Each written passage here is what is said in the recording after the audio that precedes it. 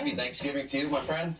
All right, welcome to Hannity. And tonight, Fauci's big farewell goes off the rails as Karine Jean-Pierre loses control of the White House press briefing. We're going to show you the lowlights. That's straight ahead tonight. Also, House Leader Kevin McCarthy is now calling for the DHS Secretary Mayorkas to resign after refusing to secure the southern border for 2 long years. And later, a story that will shock and disgust you, a new ad campaign from a fashion brand featuring kids holding teddy bears dressed in bondage gear. We have that full report coming up. But first, we turn to the great state of Georgia, where the all-important runoff is but 2 weeks away. And Joe Biden, Kamala Harris, they are missing in action, nowhere to be found. And as of now, they will not be attending any rallies or hitting the campaign trail in any way, because apparently the Biden administration, they are too toxic to voters in Georgia. But make no mistake, even if he doesn't step foot in Georgia, Joe Biden, he's definitely on the ballot. And any vote for Raphael Warnock is a vote of confidence for Joe Biden, a vote to rubber stamp his radical agenda, a vote for more inflation, high gas prices, violent crime, wide open border. You people in Georgia, you get to decide. A vote for one of the most radical far-left politicians in the country. And on the other hand, if Herschel Walker wins, the U.S. Senate will be split 50-50. In that scenario, who knows? You might have so-called moderate from West Virginia, Joe Manchin, be put on the hot seat. And by the way, they did, after he went along with the Inflation Increasing Act, his poll numbers have plummeted. Maybe he might be ready to switch parties and be with people that if they make a commitment to give his state a pipeline, don't pull it back after he makes a vote that he didn't want to make.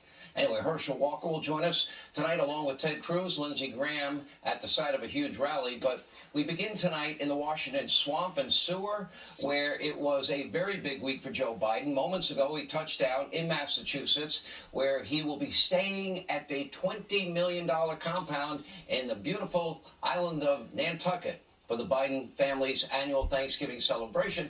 Now, one does have to wonder whether the Biden money used to pay for this lavish vacation is from the tens and tens of millions of dollars the Biden family syndicate took in from countries, you know, like our friends in Russia and China, Ukraine, and of course, Zero Experience Hunter and the big guy. They cashed in big time. Now, before his big trip to Nantucket, Biden first hosted a wedding at the White House for one of his grandchildren that he officially recognizes, not the grandchild that he doesn't recognize. Now, naturally, the press corps was shut out of that event, but Vogue magazine was given, you know, exclusive access. The only question I have, did the Biden family syndicate, did the newlyweds get paid for the pics? Anyway, the next morning, Joe enjoyed a very special brunch celebrating his 80th birthday. The oldest sitting president in American history is now even older. On Monday, a couple of big turkeys and Joe Biden waddled out to the White House lawn for the annual Thanksgiving pardoning ceremony. But as it turns out, those turkeys were not the only ones granted clemency by the administration, because this week we now learn that the White House asked a federal judge to grant Saudi Arabia's Crown Prince, MBS himself, immunity in a civil lawsuit over the death of journalist Jamal Khashoggi. Biden, of course, once referred to the Crown Prince as his murderer and vowed to treat Saudi Arabia like a pariah state. But now he's more than happy to offer federal U.S. immunity. And when you look at that, at the exact same day, the day after OPEC Plus, led by Saudi Arabia, all of a sudden they're reconsidering an oil output increase. I'm sure just a mere coincidence. Now, Biden offers immunity. Saudi Arabia pumps more oil. Maybe it's a quid and a pro and a quo with Joe again. Anyway, Adam Schiff and Eric Swalwell, where are you guys? That's right. Your deep concerns surrounding so-called quid pro quos, that was a giant fraud also. Just like the left's climate change hysteria. Now think about this. In the name of saving Mother Earth, beautiful Mother Earth, right? Biden shut down the Keystone XL pipeline, restricted oil and gas drilling, but he's blocking new exploration permits. But at the same time, he's offering immunity, legal immunity, to a guy that he said was a murderer. So the Islamic Kingdom of Saudi Arabia, he hopes, will drill more oil for his kind deeds. Just like his buddy Vladimir Putin got his pipeline waiver after the Bidens made millions from Russia while simultaneously shutting down the Keystone XL pipeline. But bear in mind, the Saudis do not produce oil in a more environmentally friendly way than we do in the U.S. And in order for the U.S. to use their oil, well, it has to be shipped on massive gas-powered cargo ships across the ocean. And if you think Democrats are protecting the environment, you're a fool. They're actually making it all worse. And by the way, Joe is going to be paying reparations up to, what, $1 billion to countries because of gas emissions from the U.S. Everything he's doing is driving up gas prices, which is driving up the cost of everything you buy in every store you go to. I hope you're enjoying it. Now, the green energy movement is... By the way, so is Biden's student loan handout. Now, as the president himself stated in September, the pandemic is over, but clearly the elections are not. So in the latest scheme to bribe young voters out in Georgia, Biden just extended the, quote, pause through June of 2023. He knows this is unconstitutional. The courts are already telling him that, but he's offering false hope to people with student loan debt in the hopes that they may get out and vote in Georgia for a Democrat. Don't forget, if you have a loan on a house or a car or credit card debt or a small business loan, you will need to make all of your payments on time. But if you're a 35-year-old with a $100,000 master's degree in gender studies from Harvard or whatever college you went to, you will now get a free pass courtesy of hardworking, contractors and carpenters and plumbers and electricians and nurses. They'll be paying for your college. And for the past 2 years, Biden has treated the federal government like a slush fund for his supporters. Remember, there was the blue state bailout, multiple trillion-dollar spending deals. Of course, the climate bill, disguised as the Inflation Reduction Act, that allocated hundreds of billions of dollars to Joe's friends in the green energy industry, while doubling the size of the IRS, 87,000 new agents, in order to squeeze Americans into funding part of the bill. Now, needless to say, most Americans are not happy with Biden. We have a new Emerson poll. It has him well underwater at just 39%. Yet somehow the vice president is polling even worse. And that's why the vice president is polling worse, which is why the Biden administration is sending Kamala Harris farther and farther away out of the public spotlight. You probably didn't notice, but she's been in Asia for a while. And here she is once again talking about the significance of something of significance. Take a look. This is my third trip to the Indo-Pacific region as vice president, and really signifies the significance of the relationship between the United States and our allies and partners in this region. The discussions that we had included, in large part, a discussion about the significance of the climate crisis and what we can do as the United States to be a leader in that regard. Now, I know maybe it's far and distant for many of you, but on December the 6th, coming up soon in Georgia, you can choose to reward Kamala Harris and Joe Biden with a 51st senator, or you can choose to hold them accountable with someone who's not going to be a rubber stamp for their radical agenda. The choice is for you and the people of Georgia, and a lot is at stake. Anyway, here now with more, Texas Senator Ted Cruz, the man himself, Georgia's Senate candidate Herschel Walker, and South Carolina Senator Lindsey Graham. Herschel, I saw the contest with you and Lindsey doing the push-up contest. Now, when we did it together, I did 100 push-ups. He only did 34. What's up with that?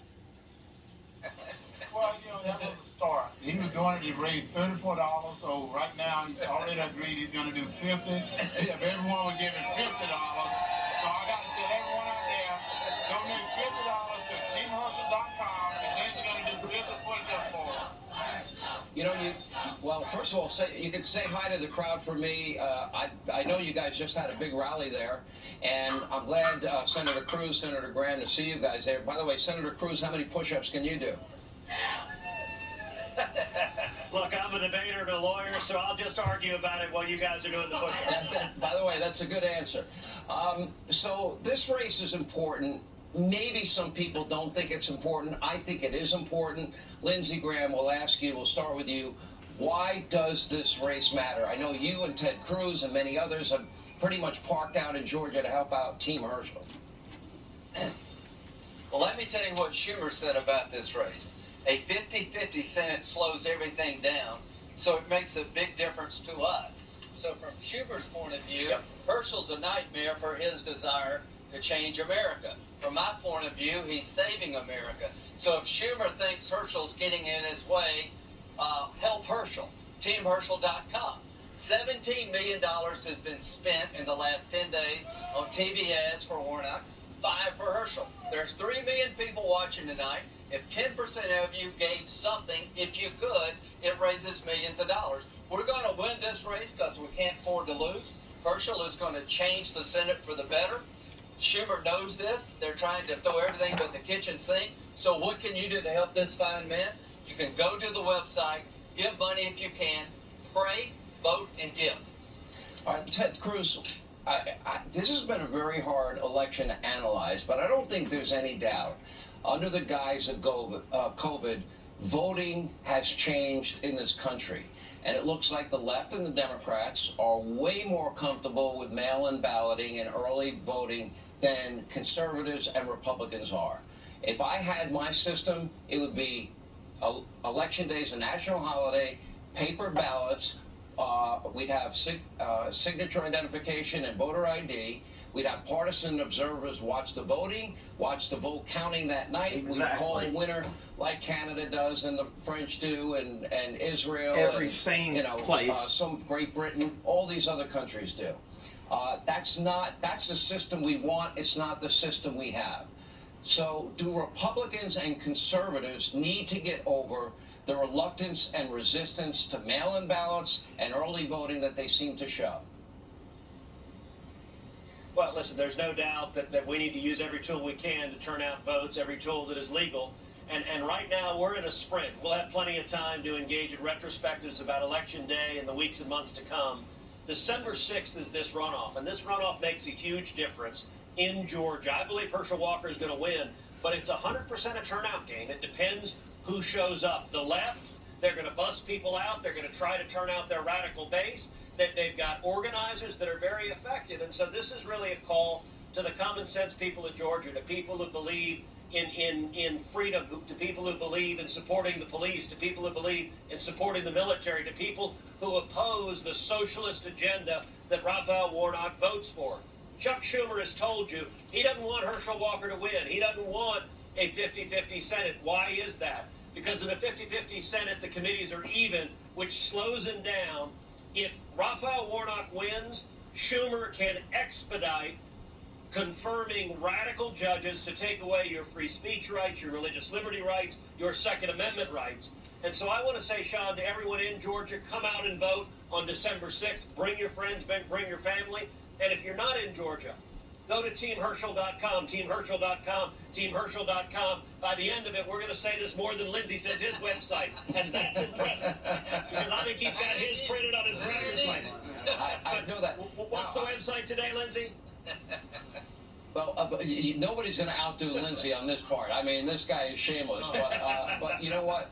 The reality is what he's saying is true, is that they've dumped nearly $20 million already in negative ads on Herschel's head, and that does have an impact on these races. Herschel, one thing I am glad to see is that Governor Kemp, who really, beat Stacey Abrams. Look, she was a person that said the worst state to live in was the state she wanted to govern. I don't think that went over well in Georgia, nor losing the MLB All-Star game and the $100 million plus to the economy that she lost. But I understand Governor Kemp has really gone above and beyond to help you and campaign for you on your behalf and stand up for you in this race. How important do you view that endorsement now? Well, I view that endorsement very important because right now, Governor Kemp and I, we can row the boat in the same direction. Governor Kemp can do it on the state level and I can help him on the federal level, whereas Raphael Warnock has rowed the boat against Governor Kemp and almost everything Governor Kemp has tried to do. Now, I think all the voters of Georgia need to know, to get Georgia back up, going the way it should be going, we got to get people in the boat rowing in the same direction. That'll be me in the Senate along working with Governor Kemp. That's when Georgia's going to see Georgia blossom even more. I want to ask Lindsay you the same question I was asking Ted, and that is, it's an uphill battle if Republicans and conservatives, if they don't like this system we have. I want to change it. I just explained that to Senator Cruz.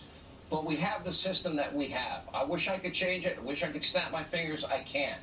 But the reality is Democrats have embraced early voting, mail-in voting. Republicans, conservatives have not. And that means often is the case that you come to election day and you're 30 percentage points behind and you got to catch up all day. That's not an easy thing to do. Do you think Republicans and conservatives, at least for the time being, have to face what the reality is and work with the system they're stuck with? Yeah, here's the reality. If we can elect Herschel, it's much harder for Schumer. And in 2024, we have West Virginia, Ohio, and Montana, three very good pickups. So if you start at 50-50, all you need is 2 years from now to fire Schumer. We just fired Nancy Pelosi. This is the road to firing Schumer begins tonight. Am I shameless? Yeah, you are. Yeah, I'll answer that. I don't get this money. Yeah. But shame on us all if we can't help him. This guy has taken a lot of crap. He stood out. He's an African-American conservative. All hell is broke loose against him and his family. The least we can do. Shame on us all if we can't help him.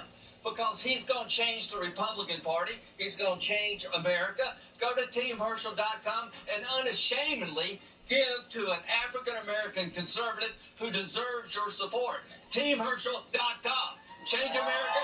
Change it now. I don't know. It's Senator Cruz. You want to try and top that? Well, look, I'll say, you look at all the voting rules that the Democrats used COVID to put in place. This election here in Georgia will determine whether those rules get forced all over the country. Because if Warnock wins, the Democrats are one vote away from ending the filibuster. And I think if they get one vote away from ending the filibuster, Joe Manchin will roll over, Schumer will end it, and the first thing they will do if they end the filibuster is pass S1, the Corrupt Politicians Act, that will strike down every photo ID law in the country, that will legalize ballot harvesting, that will register millions of illegal aliens to vote, that will register felons to vote. They want to stay in power. And this race is all about taking the terrible voting laws in California and forcing them on the rest of this country. I want to say, secondly, what Lindsay just said a minute ago is really important. Why do the Democrats hate Herschel so much? Because he's a black man who's a conservative who has the courage to speak out. And the attitude of the Democrats is that African Americans and Hispanics, we're not allowed to believe in freedom. We're not allowed to support the cops. We're not allowed to want to secure our country. We're definitely not allowed to believe in the Constitution and the Bill of Rights. And that is a lie. And they want to punish Herschel for daring to speak out because they're scared of him. Because when he wins, and Sean, I believe he's going to win, he is going to be a national leader that is going to resonate across the country in the African-American community with young people and with Americans all over the country who are fed up with the direction we're going. You know, Herschel, I've watched, that was pretty good. That's a close second. I watched you in this campaign, and I remember we had You're killing me. We had a conversation, Herschel, before you ran, and in that conversation I said, you know, they're going to smear you, slander you, besmirch you, character assassination. You said to me you were ready for it, and you said let them bring it on. And I wish I was wrong, but all of that turned out to be true. I think one thing, Herschel, and I'll let you talk to the rest of the country. You know, we have 49 Republican senators around the country, and why this is important to them is that you'll be 50, and that will help their Republican senators advance the agenda that they all went out and voted for, which is why it matters to everybody in the country. Let's get your thoughts, Herschel Walker. Well, first of all, this election is more than Herschel Walker. This election is about the people. And I said this is we the people, not we the government. And that's what the left want to do, is make it the government. Well, I want everyone to know I love the United States of America. I love Georgia. And that's what this is about. Bringing this country back to being the United States of America and not China, not Russia. Because that's what the left seem to want to do. They don't like the term make America great again. I think that's a wonderful term. I live in America. I want it to be great, but I want everyone in America to be a part of it. And I want Americans. That's the reason I said let's secure this border. That's what Senator Warnock has voted not to do, is security border. Let's get this economy back together. Let's get crime off the street. It can be done if we unify and come together as people, rather than do it Senator Warnock continue to do, is want to divide us just for a vote. So I want all the people in Georgia to know, right now I'm a unifier. I want to come together and just make this country great again, make Georgia great again, because that's what we're about. All right, I think we're going to end it there on a great note. Senator Ted Cruz, thank you. Lindsey Graham, thank you. And hopefully soon to be Senator-elect. It's coming in 2 weeks. Herschel Walker, thank you. Please send my regards to that massive crowd behind you as well. All right. And coming up today was Fauci's big farewell at the White House, and it was an utter disaster. We've got the tape. We'll show you what happened. Also, weigh in. We'll have Clay Travis and Joe Concha weighing in next as we continue. Also, stay tuned for a shocking report, a sexual fashion campaign featuring young kids. Yeah, look at the teddy bear and what the teddy bear is wearing as we continue. All right, at the White House today, finally, Dr. Anthony Fauci gave what was billed as his final briefing from the White House podium. And if you watched it, you might have thought that the year is 2020. Take a look. He's a liberal. Everybody should be vaccinated and boosted with flu and with COVID. Whether or not you wear a mask, or another thing we shouldn't underestimate is testing. So when we're gathering at a family gathering for Thanksgiving or for Christmas or for any other holiday as we get into the winter, it makes sense that you might want to get a test that day before you come into a place. I know sometimes when you walk in and you have a mask and nobody has a mask, you kind of feel guilty. You shouldn't feel guilty. You look test terrific. when you don't even My feel message, and my final message, maybe the final message I give you from this podium, is that please, for your own safety, for that of your family, get your updated COVID-19 shot as soon as you're eligible. This is the guy that said masks don't work, and then said one mask and two masks, and masks maybe in perpetuity. A guy that said if you get the vaccine, you're never going to get COVID. But things really went off the rails when a reporter from the Daily Caller tried to ask Fauci about the origins of COVID-19. Karine Jean-Pierre didn't appreciate the question, and, well, all hell broke loose. Take a look. Yes, Dr. Fauci, only 13% of... Hold on 1 second. We have a process here. I'm not calling out on people who yell. And you're being disrespectful to your colleagues, and you're being disrespectful to our guests. I will not call on you if you yell. From people across the room. She has a valid question. She's asking about the origin of COVID. I hear the question. And Dr. Fauci is the best person to answer. I hear your question, but we're not doing this the way you want it. This is a disrespectful. It is. I'm done. Simon, I'm done. I'm Simon, I'm done. I'm done with you right now. I'm Simon, I'm done. We're not going to talk about Cancel. Anyway, while This Fauci is is not retiring at the end of the year, news conference. after decades of high-paying government service, he will still have to face House Republicans for questioning in the new year. So he better get ready to testify. They're not done yet. Anyway, here with reaction, the Outkick founder, Clay Travis, and the ace, top Fox News media analyst, contributor. He should have his own show, Joe Concha. There you go. Clay, let's go back to this. Masks don't work. That's what he said on 60 Minutes. Then one mask, then two masks, then we may need masks in perpetuity. If you get the vaccine, you're not going to need, you'll never get COVID. Well, that didn't turn out to be true either. Then it's one booster, two boosters, three boosters. He's still talking about boosters. And then the question of, did the NIH, under his leadership, give money through the Eco Alliance, funnel money through the Eco Alliance, that gave money to the Wuhan Virology Lab, where they knew gain-of-function research took place and coronavirus research took place? And did they lie to us? And did we help actually fund the creation of COVID? I'd like to know the answers to all of that. Amen. And I hope starting tomorrow, when the state of Missouri and others are going to be deposing Dr. Fauci, that he will be asked those very questions. And Sean, what I would just point out here is this is the third year since COVID for Thanksgiving. And Dr. Fauci is still saying when you're going to your Thanksgiving dinner, you need to take a COVID test. You should be wearing a mask on the way to the Thanksgiving dinner. Maybe you're supposed to mask between bites. I don't know. But I would also love to hear from Dr. Fauci, when is this going to end?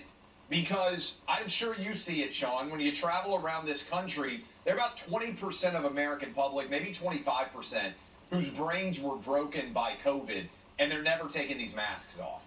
And until somebody like Fauci comes out and says, hey guys, you can go back to normal. Remember the reaction when Joe Biden tried to tell these people, hey, COVID's over? And of course, then he went and signed the bill to do away with the student loans, and they've since extended the COVID emergency. But the base of the Democrat Party will not allow them to return to normalcy. And Dr. Fauci is the most destructive bureaucrat in American history. And I hope, honestly, that he starts to cry when Jim Jordan and all these House Republicans finally let this guy have it in a full-on investigation. I think it's the best thing about us winning the House back. He finally is going to have to answer some questions, and I hope he breaks down in tears because I despise this guy. I think he's been ruinous for America, and I'm sick of having to hear from him, and I hope that's the last time he ever speaks as a public employee of the United States. And Joe, filthy as rich. usual, the media was complicit in all of this. Look, we gave Fauci, we gave everybody the benefit of the doubt. We could even make allowances in the beginning. People didn't know very much about the virus. Fine, you have to make allowances. It was, trial and error for a period. But I will never, ever, ever trust any of these people again, any government official again, because, with such, great confidence, they told us things that turned out repeatedly not to be true. And the confidence came from feeling, Sean, right? Not from the data and the science. It turned out that Dr. Fauci turned out to be a political hack, just like so many in the swamp, right? And look, it is by far one of the biggest questions of our lifetimes.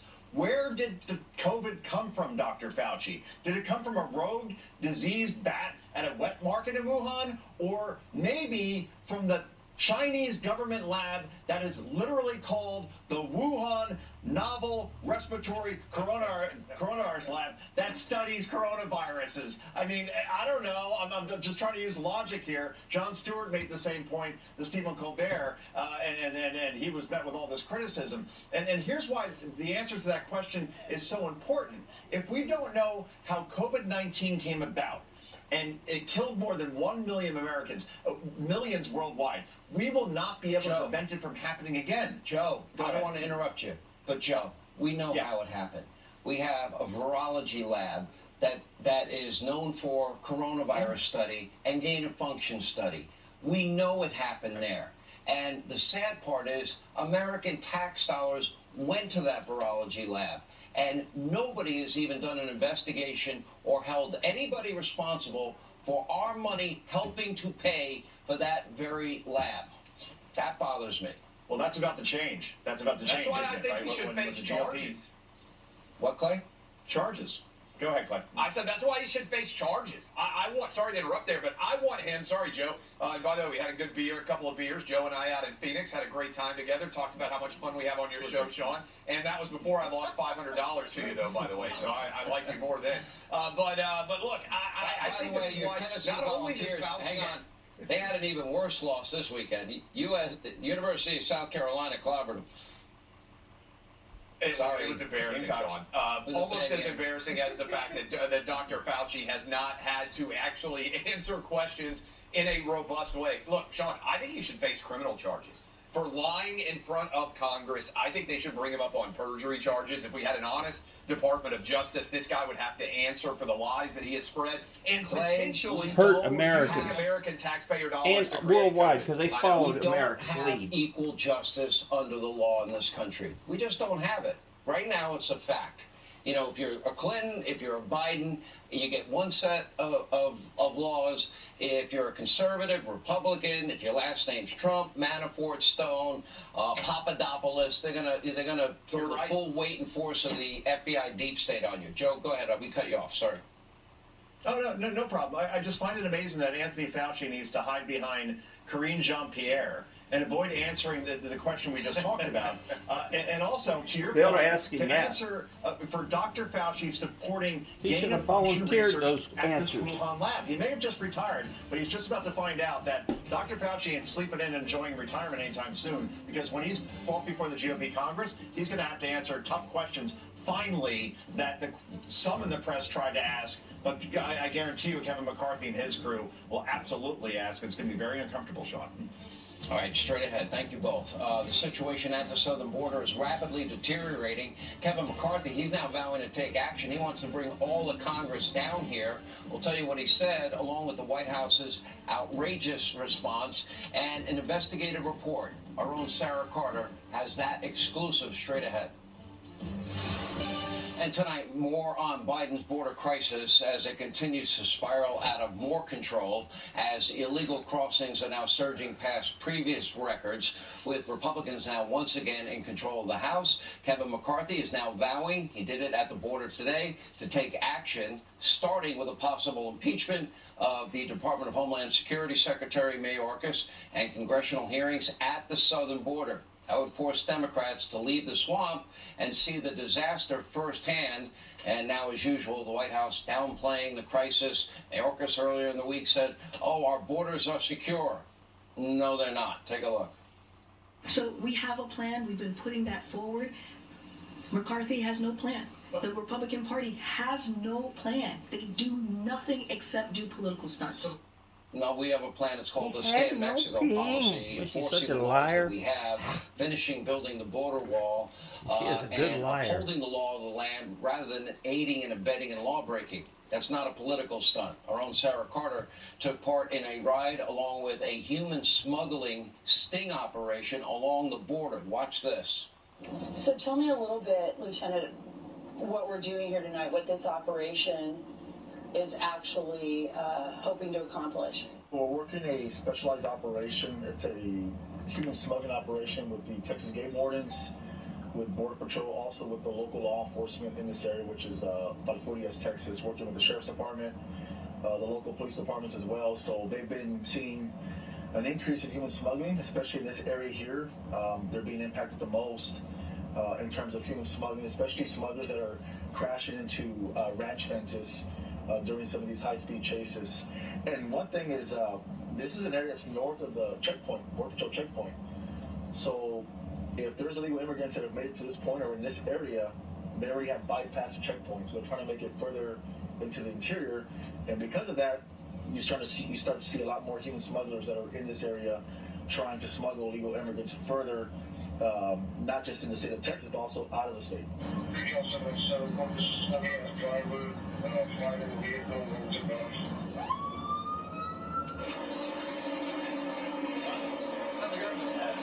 They got him. You guys got everybody?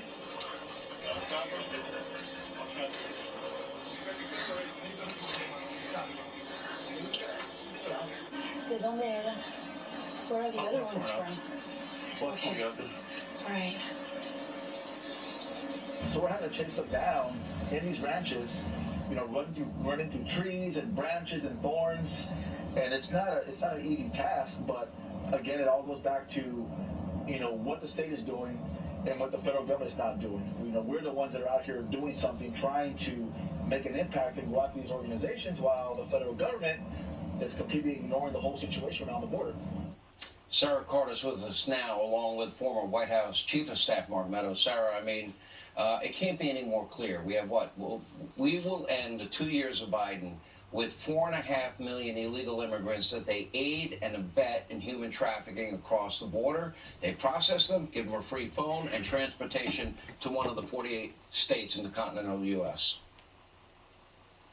Yeah, absolutely, Sean. And as you can see from that operation that I was on, we were 90 miles away from the border. Think about that. These are the people that want to evade law enforcement. When I was in Mexico City just this weekend, they were talking about it in Mexico City. It's uncontrollable because people are coming from all over the world attempting to get to our border. And when you think about the million plus, those are the known gotaways. Those aren't the people that are turning themselves in. Those are the people that we're chasing down in these ranches. ranch lands, out in these open fields. A lot of them bypass law enforcement. They make it into the interior. I interviewed somebody on my podcast, Sean, a former CIA analyst, that was saying, there are a number of concerns here because they believe that the border has been so wide open that people that aren't even on our terror watch list have actually made it into the country. So these are huge concerns. This is something that both law enforcement as well as our intelligence agencies are looking at. And Mayorkas has not only failed the DHS, he's actually failed the national security of the American public, the American people, and so has President Biden. So this is a very serious concern, and I can see why Kevin McCarthy wants to hold hearings and investigations into this. Mark Meadows, they really want this. Chuck Schumer wasn't running, no Democrat was running on the issue of amnesty in the last election, but the election's over. Oh, let's give amnesty to everybody, something of great value. Why not enforce the law? And, when you hear Karine Jean-Pierre calling it a political stunt, it's not a political stunt. Republicans have, under Donald Trump, the border was secure. Well, the border was secure, Sean, and it's interesting. Sarah Carter has actually been to the border more than the President of the United States, Joe Biden, by 100-fold. And Kamala Harris combined. And when you look at it, here's the only issue. Kevin McCarthy calling for a hearing on the border. It makes one assumption, that the Democrats actually care what's happening at the border. They would have already been there. And what we're seeing right now is a population explosion of those coming across our southern border illegally that would equal the same population of Montana and Wyoming and Idaho. I mean, so you've essentially created the population of 3 states just by the illegal entries across our southern border. You got to do something about it. The time is now for Mayorkas to resign. We'll save him from impeachment. Never going to happen, and there'll never be a conviction with the Democratic Senate, in my view. But when you look at all of this, they just lied to us. So now they're going to take something of great value, and they're going to basically blow up the laws of the land and only enforce laws they like. And they're going to give people something of great value, in the hopes that they'll forever in perpetuity be thankful that the Democrats gave them free citizenship. You have countries that charge a fortune if you want to get a passport to live in that country. Mark. Well, Sean, that's part of it. They're giving it away, but it's really all about buying votes. And when they do that, they need it. It's amazing. The press secretary talks about a political stunt. Well, they have a political operation, and that operation really is all about amnesty and trying to make sure that the lives of these people that come across our border illegally are rewarded against the rule of law. And it just is not something that Americans really can support. All right, Mark Meadows, thank you, Sarah. Great report. Coming up, how low will the left go? A fashion brand, Balenciaga, under fire for using kids in their latest ad campaign, holding stuffed animals, teddy bears, dressed in bondage. You can't make it up. Straight ahead, Pam Bondi, Monica Crowley. All right, the fashion brand Balenciaga now coming under fire for a very disturbing ad campaign. Take a look at your screen. The ad show very young children holding teddy bears that are dressed in bondage outfits. Now here you can see a closer look at one of the bears. Take a look there. Also hidden away in a separate Balenciaga ad was a page from a court document that references a Supreme Court case which overturned portions of the Child Pornography Prevention Act as allegations now mounted that Balenciaga was sexualizing children. Now the brand announced today that it has removed the kids campaign from all platforms, offered an apology, said it would take legal action against those responsible for creating the photo shoot set that featured the Supreme Court document. Here now with reaction, former Florida Attorney General Pam Bondi and the host of the Monica Crowley podcast. Monica Crowley is with us. We strongly condemn abuse of children in any form, and we're going to take the matter seriously and bring legal action against the parties responsible. Pam, aren't they the party responsible?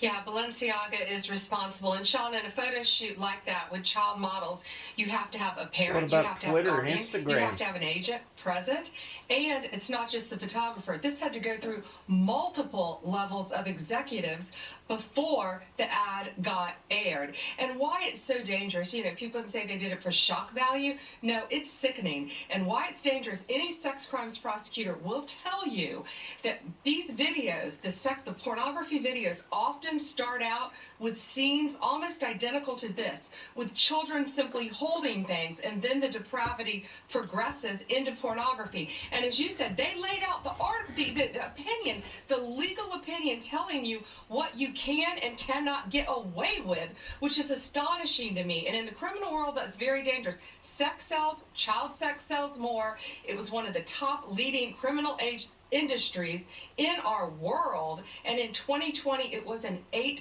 billion industry for child porn. At least they've taken the ads down, Sean. Monica, you know, all over the country we're hearing examples of schools and age inappropriate content and gender identity studies and CRT. There is a segment of our population that for whatever reason feels that their values should circumvent the values of parents. That's just now a new reality we have. And then if you're a Hillary parent, you said speak at a school village board to raise a meeting, child. what, you get investigated potentially as a domestic terrorist? Yeah, I mean, look, the biggest threat that we face in this country is the weaponization of our own government against us, and that includes the Department of Justice going after parents who are simply standing up and fighting for their children to not be indoctrinated in all of this leftist, frankly, communist kind of ideology. But in this particular case, you know, Sean, communist. child Everybody predation, says I'm child crazy sexual calling it exploitation communist. and abuse It's is such a socialism. singular evil that I Sorry. think most good and Back decent it up Americans for you people listening. It makes me mad. It is like to not- communist countries. of our own government against us, and that includes the Department of Justice going after parents who are simply standing up and fighting for their children to not be indoctrinated in all of this leftist, frankly, communist kind of ideology. But in this particular case, you know, Sean, child predation, child sexual exploitation and abuse is such a singular evil that I think most good and decent Americans just always assume that it was very rare. Exactly. And then you see ad campaigns like this. You see international child sex trafficking, including at our own border, in and out of the United States of America.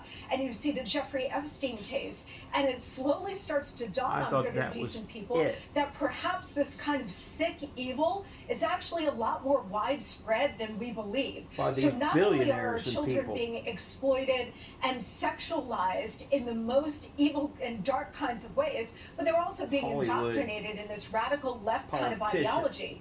And that is going to require, you know, this giant pushback News of people. decent Americans, parents and otherwise, to push back to prevent this kind of normalization path that we're on. NBC and Because not only is it MSNBC. evil, it's very, very dangerous. We've been talking about the coarsening of this culture for a long time, but this is the ultimate end game. It's about separating children from their parents, separating them from a community, and having the state take them over. That's the ultimate end game of all of this. Last 20 seconds, Pam. Twitter and Instagram was showing this, and people complained about it. They took them down instead of the ad. These are extremely dangerous, and Monica's correct. It feeds into the human trafficking, and I can't wait to see what Balenciaga's investigation reveals and who they're going to fire over this and how it got this far out of control. All right, Pam Bondi, Monica Crowley, thank you both. Happy Thanksgiving to you both. More Hannity right after this. I hope people don't mind my comments, but it works me up and it makes me so mad I can't help but say something. And those who do, I'm sorry, it's my video, so I'm gonna have to live with it. But because I can't edit these commercials and watch every shred of it. I could just not watch it and let you all watch the commercials, but I'm sitting here editing out the commercials. So I can't help but get worked up when I see that stuff, because I hate that kind of stuff. And people defending it. It makes me mad. All right, unfortunately, that is all the time we have left this evening. As always, thank you for being with us. Please set your DVR so you never, ever, ever miss an episode of Hannity. Thank you for making this show possible.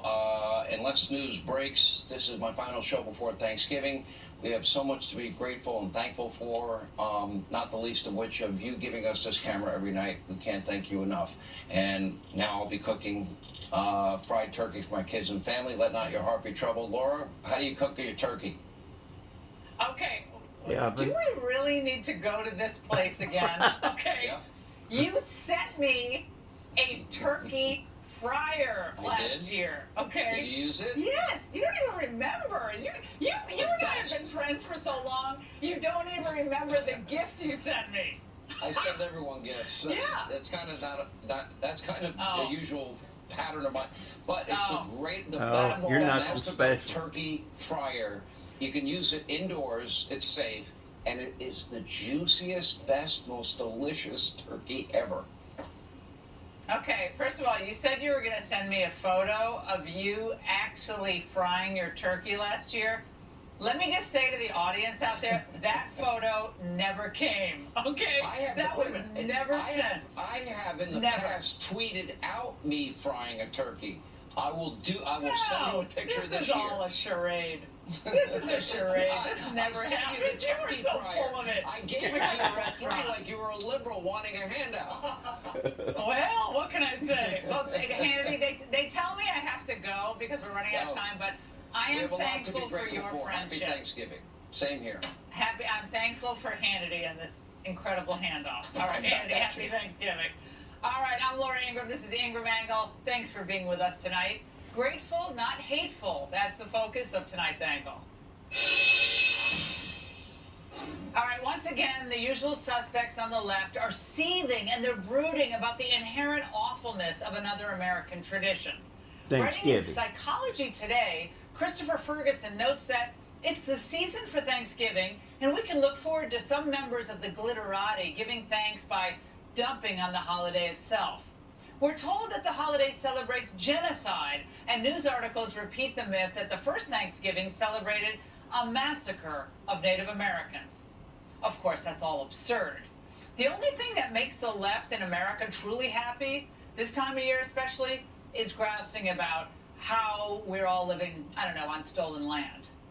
You, who call yourself an activist, an ally, an accomplice for social justice, we see you making plans for Thanksgiving. I don't celebrate a proper Thanksgiving because the cultural demolition and genocide of the indigenous people of this land is not something I feel like celebrating. Celebrating Thanksgiving is celebrating racist genocide. Gobble gobble. Idiots. How about celebrate taking a shower every now and then? What a shame she won't be joining your Thanksgiving table. But on the bright side, thankfully most there's some Americans sane see people all out this there. complaining as just another exercise in self-loathing by spoiled, entitled ingrates. And most people will happily celebrate Thanksgiving with family and friends. And as 2022 draws to a close, the Angle is grateful for so much. Number one, we defeated the man who was behind more COVID lies than Hunter Biden was behind prostitutes. Dr. Anthony Fauci, always wrong, but never in doubt, had the nerve to show himself at the White House today. His Lounge Act is way past its expiration date. People who have correct information, who take science seriously, who don't have strange way out theories about things, but who base what they say on evidence and data, need to speak up more, because the other side that just keeps putting out misinformation and disinformation seems to be tireless in that effort, and it's going to be very difficult.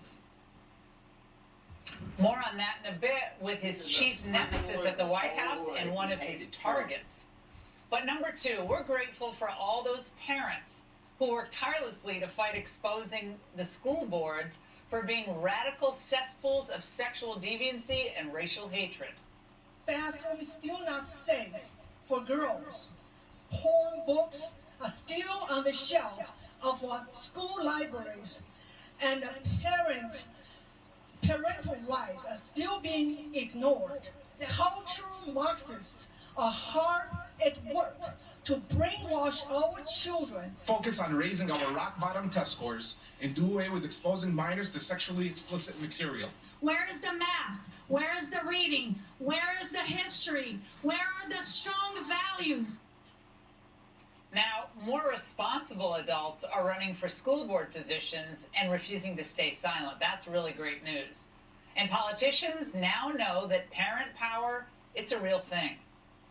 Third, we're grateful that for the defeat of the woman who speaks like she's kind of suffering from appendicitis. We laid out very consistently and I think thoroughly, including in our last hearing where we walked through President Trump's intent at each stage of this effort to overturn the election. Good riddance to the Bush-Cheney years once and for all. Fourth, we're thrilled this Thanksgiving that conservatives led by Ron DeSantis stood up to Disney and other woke corporations when those businesses turned on middle America. Things had gone so far into the toilet for Disney after it injected itself into the gender fluidity issue that this week we learned that the company was firing its CEO and bringing back its retired CEO, Bob Iger, to try to fix things. Fifth, despite ballot harvesting, early voting, and everything else the Democrats tried to do to game the system, Republicans won the popular vote in House races for the first time since 2016. Now, that happened in part because we saw an exciting new generation of populist candidates running across the country, including Hispanics and African Americans. Sixth, for the second time in 12 years, liberal House Speaker Nancy Pelosi is going to be forced to give the gavel to a new Republican speaker. Now, we're going to miss her, of course. I can't say otherwise, especially her press conferences and her assorted antics. And as a Catholic, I resent your using the word hate in a sentence that addresses me. My whole mission in Congress is about the children, for the children. You're in the arena, you have to be prepared to take a punch. You have to be prepared to throw a punch for the children. For the children. Oh, you bag. What kind of bag she is as a Christian. Well, the good thing for Nancy is now she's going to have a lot of time on her hands to do other important work, like pouring through that footage from police body cams in her home security system from the night her husband was viciously attacked. If anyone can get answers there, Nancy can. Yeah, some screwy happened We there. have huge gratitude for the fact that the court finally ended the scourge of Roe versus Wade. Now, this issue was never something that should have been read into the Constitution, and now it's properly left up to the states. We can all thank 50 years of hard work on the part of the pro-life community that never gave up on standing for life. This outcome was worth it no matter what the political fallout, period. Eighth, on the thankfulness list, we cannot forget the red state governors who continue to stand as a beacon of sanity and common sense to the rest of America. Georgia. At states like Illinois and California, they continue to bleed population and breed crime. Well, Florida, Texas, South Dakota, Tennessee, Mississippi, Georgia, they're doing it right. They led us by opening up during COVID, and they're leading us still. Governor DeSantis' 20-point re-election win was a stunner. Florida's no longer a swing state. That's because of him. Neither is Texas, by the way, flipping to Democrat anytime soon. Governor Greg Abbott and Lieutenant Governor Dan Patrick both cruised to re-election. Ninth, thank you to Lee Zeldin's strong run for governor of New York. The GOP flipped 4 seats in the Empire State, with more to come in 2024. Now, this was a big step, and everyone should send Zeldin a thank you note for campaigning as hard as he did. And in the Golden State, liberals felt the heat when we won 11 seats in the House, with 1 more that still hasn't been called. Next, the governorship of California and the state house races. We got to start somewhere, though. And culturally, on the gratitude scale, there were some bright spots as well. Which leads me to number 10. More adults finally see the inherent evil in butchering children's reproductive organs and messing with their hormonal makeup. We're seeing hospitals like Vanderbilt's Transgender Health Clinic pressured into stopping these surgeries for children. And states are taking action to ban these surgeries for minors in their own areas altogether. Alabama, Arizona, they've already have bans in place on gender-affirming care, and that's for kids, and many more plan to follow suit. If we're successful in stopping these, quote, surgeries on children, we're going to hear fewer painful stories like this. Well, I was 12 years old when I first started to experience gender dysphoria. Pretty much all of the medical professionals kept pushing the idea that transition is the only path forward to treating dysphoria. Wow. 11th on the thankfulness list. We're now seeing even some on the left waking up to the reality of and the danger of TikTok.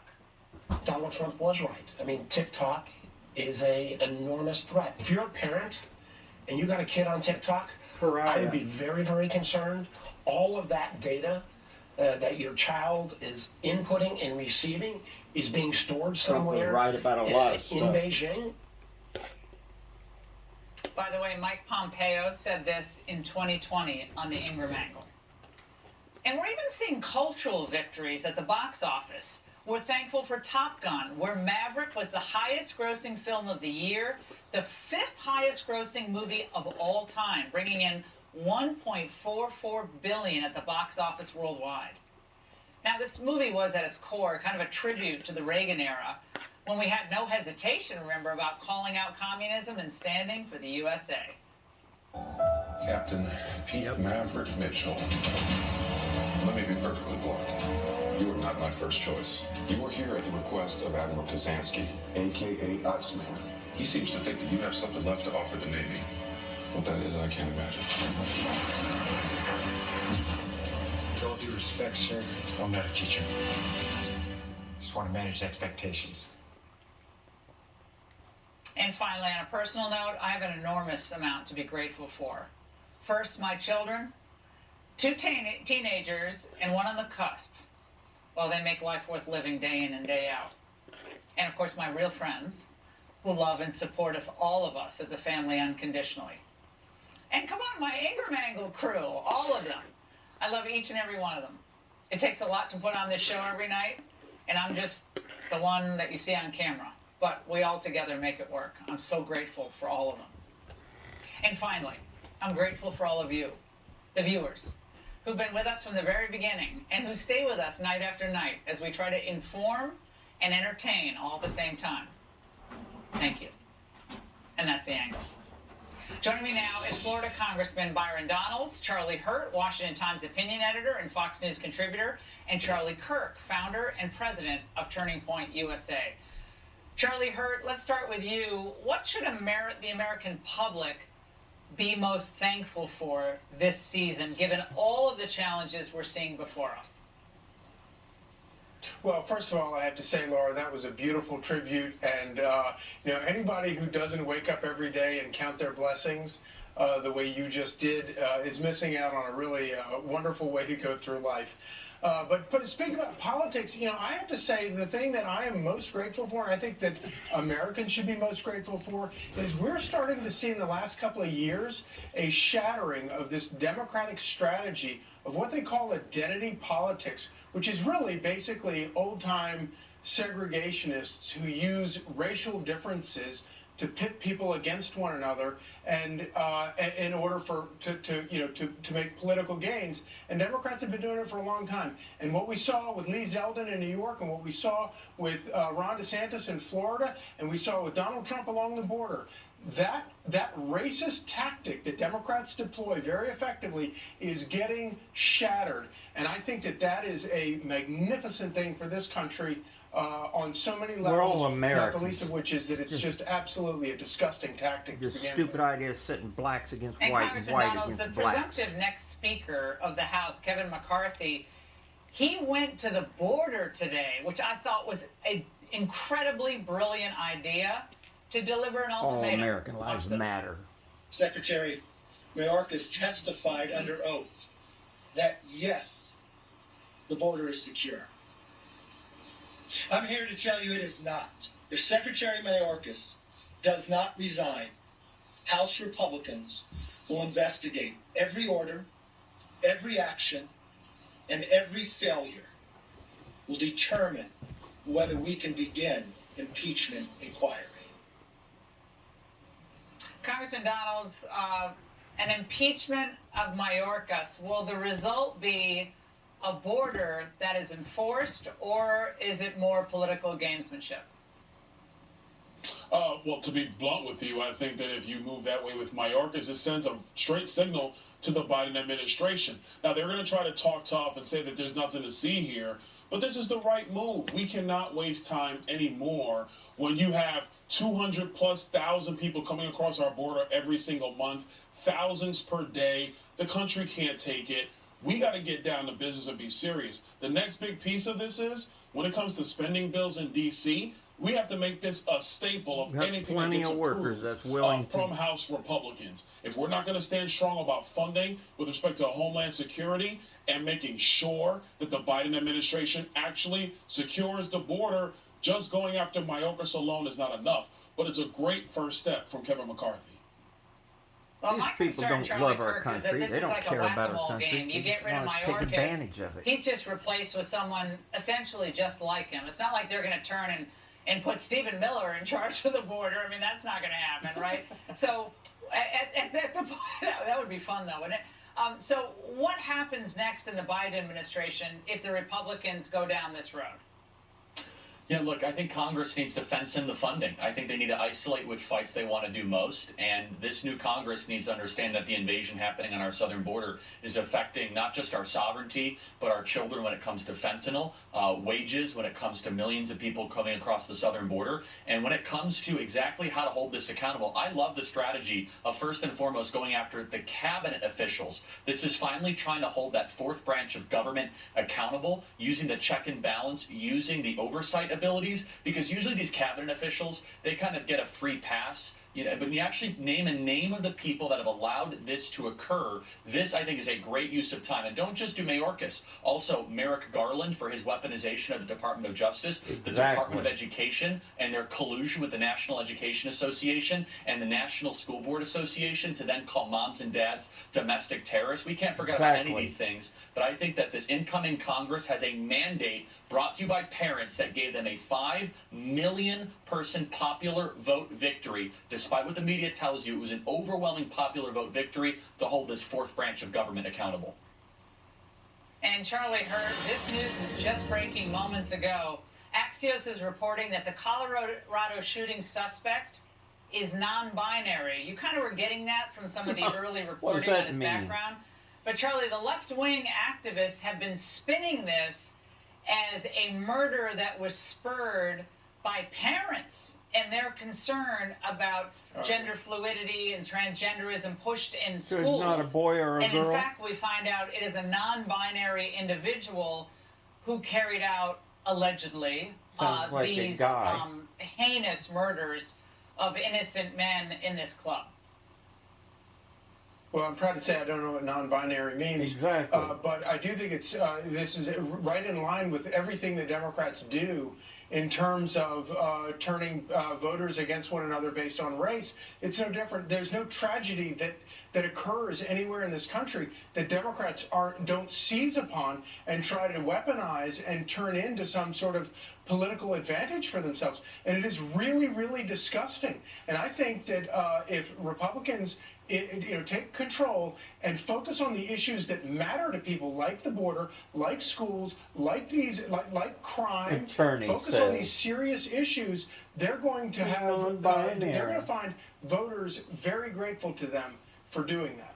He's neither male Well, or Congressman female. Donalds, essentially what was going on in all the front page reporting on these horrific murders at this club was that people like Ron DeSantis were kind of, in some way, kind of tangentially responsible for pushing the inaptly named Don't Say Gay bill.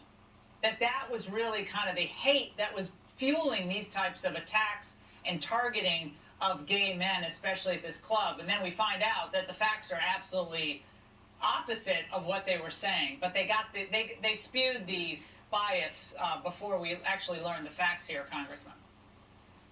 Look, I'm not surprised. Frankly, I'm sick of media when they do this kind of stuff. Instead of waiting for the facts and then letting the facts lead you, they always push their narratives. The vast majority of the time they are wrong, and then they go on as if nothing ever happened. But look, we were getting a sense of what was really happening with this situation, because I promise you, if the shooter was somebody that fit their narrative, their face would have been all over the place, the name would have been all over the place, it would have been in all their social media accounts. But when the facts on the ground did not support that, they started getting very, very quiet, and now we're seeing the rest of the story. I'm sick of it. The American people are sick of it. Our country can't survive this, Laura. They do this We all gotta the get time. to facts and facts alone. That They should used be to brag guiding our about being decision news making reporters. in our news media, not narratives that support the radical left agenda. Yeah, common sense, pragmatism, that would be nice every once in a while. Panel, thank you and happy Thanksgiving to all of you. Now, Dr. Anthony Fauci just delivered what was billed as his final appearance from the White House podium. Only. The man who Fauci turned into his And if only we nemesis during wouldn't the have to Trump hear from administration. that Dr. Scott Pierre. Atlas is here next with his final farewell himself. So stay with us. We don't even have newsmen there anymore. When I read what it took for Yellowstone to be. All right, just when you thought it was safe to return to pre-pandemic normality, the doomsday groundhog himself popped out of his little hole to report that there will be at least 6 more weeks of That's the COVID. truth. The real danger is in the people who have Put not the been scare in vaccinated. everybody. So that's where we expect, if we're going to see Make a him problem a few this more winter, dollars. it's going to be among those people. So my message, and my final message, maybe the final message I give you from this podium, is that please, for your own safety, for that of your family, get your updated He's a COVID-19 creep. shot as soon as you're eligible. He's supposed to be protect yourself, your family, partisan, your but community. he's so partisan. Brought to you by Pfizer.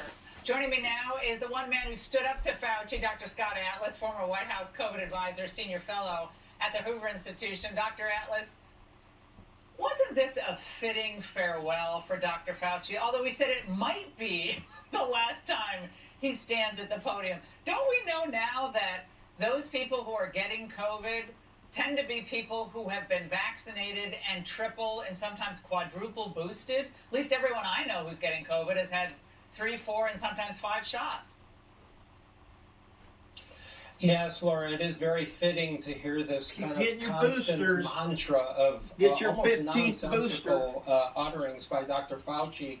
You know, we know by now the data shows that the vaccines, although they do have pretty good protection for high-risk people and elderly against death, they do not stop the spread of the infection. They do not stop you from getting COVID as the SARS infection. And the risk-benefit ratio for people other than high risk is very different. You have to decide if it's appropriate to take an experimental drug if you have a low risk of a serious illness, particularly Exactly. children. In fact, anyone who recommends can't travel to our that country. children, healthy children, should get the vaccine, an experimental drug injected into them, I think there's a Young question children, about medical ethics healthy. there. Are we as a society going to start going down the pathway of, even if you believe that it stops the spread of infection, which would be contrary to science, are we going to use our children as shields for infections? I mean, this is really uncharted territory for what's supposed to be a civilized society. Doctors and And scientists used what to we know debate now this about stuff. the true Not anymore. lethality of the virus, even of those under the age of, I believe it was 70, when he looked at that progression that was done recently, it was infinitesimally small for those who are not of high BMI, hypertensive disorder, diabetic. You have to have multiple comorbidities in most cases, overwhelmingly most cases, That's right. Professor Atlas, for this to have taken You know, place, and yet he's still pushing these multiple shots. I mean, I find the whole thing to be, borderline insane at this point. It's frightening to have people in power that don't know what they're talking about, that use fear to sway the public instead of data. You don't often hear, in fact, you may never have heard Dr. Fauci use data. And, this is what very about following frightening. the science? 2/3 of You never hear people about in that the anymore. United States who died from COVID, 2/3 have greater than or equal to 6 comorbidities. Healthy people do not have a significant risk from a serious illness from COVID. That's a fact. That's not opinion. It's been proven the world over. I think we should talk about Dr. Fauci's legacy if I have a minute, because he's got a very important legacy. Number one, he presided over the biggest failure in public health history over 2 different presidential administrations. Number two, his policies were implemented, and those policies shifted the burden of this illness from the affluent to the poor and incurred massive harm on our children, psychological damage, long-lasting damage, and adults, an obesity crisis, and we really haven't seen the tip of the iceberg on that damage to children, and again, worse on low-income and poor kids. And then thirdly, and perhaps most importantly, Dr. Fauci, Dr. Birx, his underling, and many of these other people at the CDC and on the talking heads on TV have destroyed the trust in public health. We have a huge challenge as a country to fix what happened in his wake. Because they wanted to stay in power. And Dr. Atlas, Couldn't let it Ralph go. Baric and the gain of function research Want the debate. mask to stay on forever. The reckoning with, Professor Baric hasn't happened either, given his advocacy for gain of function. But I Dr. mentioned Atlas, it's that at great the to see beginning you, of this. I couldn't believe as how many always, and people happy that, well, Thanksgiving. maybe we And will. breaking just a few hours ago, a Keep judge on in the case of forever. Missouri v. Biden has granted plaintiffs' request to depose Dr. Fauci tomorrow about his role in censoring the Great Barrington Declaration, its authors and others who criticized his COVID approach. One of the authors of the declaration and a target of Fauci's, friend of the show, Dr. Jay Bhattacharya, joins us now. He's a professor at Stanford School of Medicine. Dr. Bhattacharya, what's the most important question you hope your lawyers pose to Dr. Fauci? Dr. Fauci and the entire Biden administration used their power to censor legitimate scientific discussion about COVID policy on the web. Your previous guest, my friend Dr. Scott Atlas, was censored. I was censored in a YouTube video that I did with Governor DeSantis. Countless of other scientists who disagreed with Dr. Fauci were on the receiving end of a suppression campaign, in fact, a smearing and demonization campaign. I would like to know, what role did he play in inducing social media to suppress scientific discussion online? And we know that he was in contact. In fact, there's a thread email. Scientists usually have discussion, debate. Interchanging with, exchanging information with Mark Zuckerberg, the CEO of Facebook. And where Zuckerberg offers his help. Much of that email is redacted, so the public can't see exactly what they wrote. I would love to know exactly how they spoke to each other, how Dr. Fauci directed his underlings to enact this Couldn't say anything about censorship COVID. campaign that violated the First Amendment. On Google, I got of 2 a strikes large number for of just mentioning it as a scientists topic. and led to the misinformation, the misinforming of the American public about basic facts about COVID throughout the pandemic. And Professor, also because you challenged the lockdown orders, you have said that your life at Stanford in some ways became kind of a living hell, and now you say that academic freedom itself is dead. So explain how academia is part of the problem here in this COVID debate.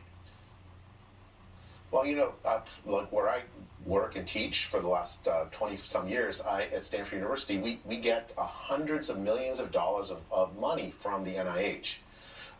A lot of the top leadership in the medical school and elsewhere are friends with Dr. Fauci, personal friends with Dr. Fauci. What's happened during the pandemic is that people who have spoken up against the lockdown policy, Dr. Atlas, you just heard, me, Dr. John Ioannidis, who's a very famous scientist, also at Stanford, a friend of mine, we've all been on the receiving end of a tremendous pressure within the university to try to keep us silent. There have been, at one point during the pandemic, there was a poster campaign. I had the crime of having Governor DeSantis tweet my picture out because I said at a round table that he hosted that by vaccinating the old, we protected the vulnerable. That was apparently a terrible crime. They put my picture up, and I felt threatened on campus, and the leadership did nothing. We really need to fix that. And Dr. Bhattacharya, academic freedom doesn't mean anything if dissent is punished from whatever the establishment at the time is saying. But thank you for your bravery during these past few what you years. do We've in a gotten to know you. We communist have country. enormous respect for you. Thank you so much. You take And people liberal out undercon that and disagree. crypto fraud, Sam Bankman-Fried faced bankruptcy And court for the punish 'em. first time today. Victor Davis Hanson and Miranda Devine are here next, and they're going to tell us why he and even his parents are the poster children for liberal creepiness. Stay with us. I'm about to stop this in the middle of this show. I run out of room. I have to upload it, delete it, and wait for it to upload, and then start all over again. And then I may not even do that because it's just the way things go. That's why, I'm talking now. People don't understand why I'm doing things I do the way I do. Well, I have to edit commercials. I have to do that. I have to make room. It's just not that easy. So anybody that don't appreciate what I'm doing, I hope they understand. If I would put it on with commercials, I wouldn't make any comments. And it would be a whole lot easier on me. But I figured people would rather see it with no commercials. Maybe you'd prefer the commercials and leave me out of it. Anyway, there you go. That's why. Crypto creep and Democrat darling Sam Bankman-Fried's company officially faced bankruptcy court in Delaware today. Now, the details of his grift, especially as it relates to the Bahamian real estate purchases he made, are jaw-dropping. Now, official property records show that SBF and his associates bought at least 19 properties with a total value of nearly $121 million just over the past 2 years. Now, separately, one of the company's units spent $300 million in the Bahamas buying properties for its senior staff. The portfolio included a vacation home in which Bankman-Fried's parents, who were both liberal Stanford professors, were listed as signatories. Now, when asked how it was paid for, a spokesman for the professors said they'd been trying to return the property to their son's company. Okay. But given what his father said just 3 months ago, it kind of seems hard to believe. The most relevant thing here is probably that I'm Sam's dad. I think we've always enjoyed working together and thinking together. But I think from the start, whenever I was useful, I lent a hand. Joining us now, Hoover Institution Senior Fellow Victor Davis Hanson and Miranda Devine, Fox News contributor and New York Post columnist who has been following all of this. Victor, are you surprised that this 30-year-old was the product of 2 liberal professors in academia? No, I wish I was surprised, but there's something wrong morally with the zip codes between San Francisco and San Jose. It's Silicon Valley's $7 trillion of market capitalization, or it's a sanctimonious virtue signaling of Stanford University. But that combination has produced probably the greatest Ponzi scheme in our own lives. His mother ran Mind the Gap, which was kind of an attempt to get money from Silicon Valley and disguise the donors and then pour it into the election. Remember, this is not new, Laura. We had Elizabeth Holmes from Theranos. She was a Stanford person. She ran an $8 billion Ponzi scheme, if you remember that. Big Hillary Clinton donor. And, Dianne Feinstein, billionaire, has a Chinese chauffeur for 20 years, no consequences. Barbara Boxer, our senator from the same area, she was a registered Chinese foreign agent and was working with a state company that helped surveil the Uyghurs. And then we get into the hypocrisy of Nancy Pelosi violating her own quarantine that she championed, giving her lectures on ice cream and her $24,000 refrigerators. I could go on and on with the French Laundry, Gavin Newsom, Tom Steyer, the Stanford board trustee, $191 million he ran for president, didn't get one delegate, and yet he made a lot of his fortune with Indonesian coal plants, dirty coal. So what the common denominator is, these people have enormous amounts of money. They're never subject to the consequences of their own ideology, and they virtue signal to the rest of us in this utilitarian philosophy that the ends justify almost any means necessary to achieve them because they're so noble. They're really dangerous Well, people. Miranda, let me jump in here. Yeah. That's their I mantra. think Been saying that Victor, for years. it's worse than that. And Miranda, they work to shame other people. It's not just like they virtue signal. They actively shame other people, as in this case, This kid is ripping people off of billions of dollars. They forced Sequoia Capital today, one of the biggest venture capital firms in the world, to apologize to their investors for buying into this kid's fraud. So Sequoia is totally captured by this 30-year-old fraud whose parents are professors at Stanford. And we're all supposed to go like this? Okay.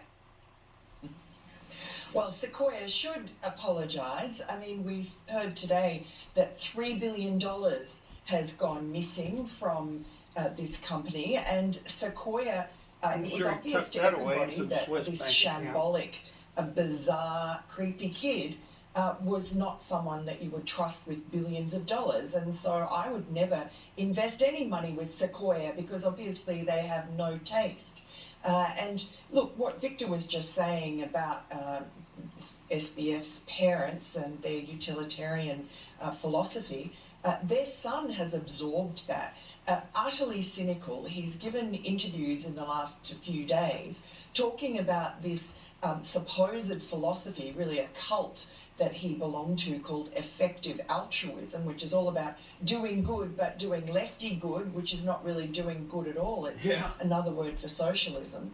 And he just laughed about it. He said, oh yes, we pretended, we just adopted these woke shibboleths to fool people because then we could get away with blue murder effectively. I'm paraphrasing. And that's exactly what happened. He donated to Democrats to the tune of tens of millions of dollars, and therefore the regulators turned a blind eye.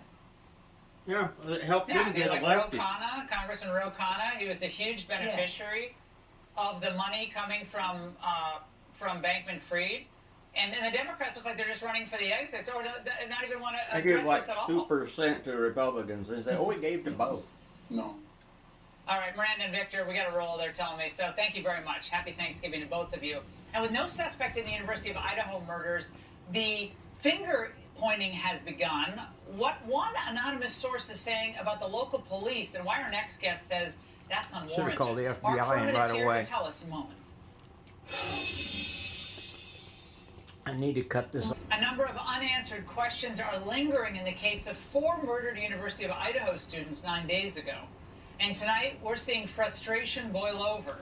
Someone described as a source close to the investigation telling the Daily Mail that Moscow police botched the initial investigation, I'm sure of that. saying they likely obliterated mountains of evidence at the scene by waiting Idiots. so long to properly investigate. Need people In caught another or development, person law caught. enforcement sources are telling Fox that investigators may be probing whether the killer hid in the woods before entering the victim's home, and they're also investigating the possibility of a peeping Tom situation. Joining me now is Fox News contributor and former LAPD detective Mark Furman. Mark, good to see you tonight. Him or her or whoever Is they this were. kind of finger pointing at this point, at this stage in the case, to be expected, given the lack of leads? You know, Laura, I'm not sure, but when I read this article, the very way that this source is describing is not the language of a police officer, detective, or even a forensic tech.